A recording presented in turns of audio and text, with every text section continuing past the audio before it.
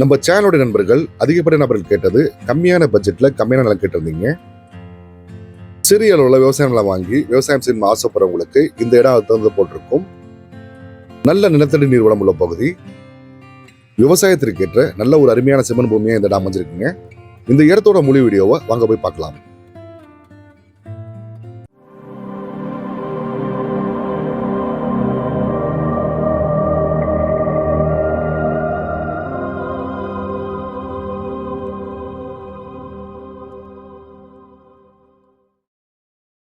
Hi friends, அனைவருக்கும் வணக்கம். நீங்கள் விவசாயம் நேசிக்கிறவங்க நம்ம சேனலை மறக்காமல் சப்ஸ்கிரைப் பண்ணி லைக் பண்ணிடுங்க.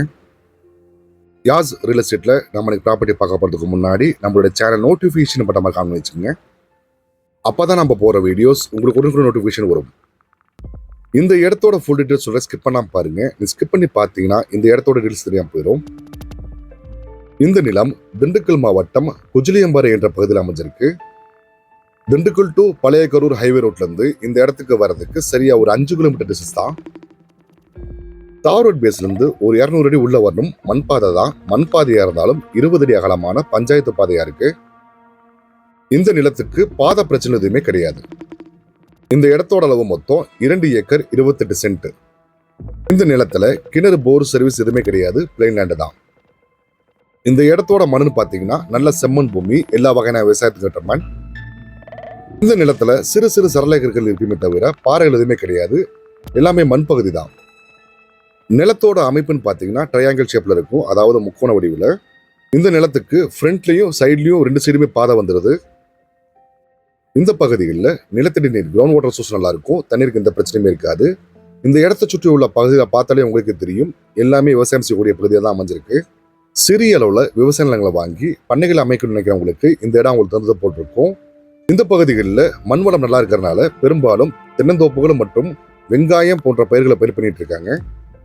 இந்த இடத்த வாங்குறவங்க கிளீன் பண்ணிட்டு ஒரு போர் மட்டும் போட்டுட்டீங்கன்னா உங்களுக்கு அந்த மாதிரி விவசாயம் செய்ய ஆரம்பிச்சிடலாம்.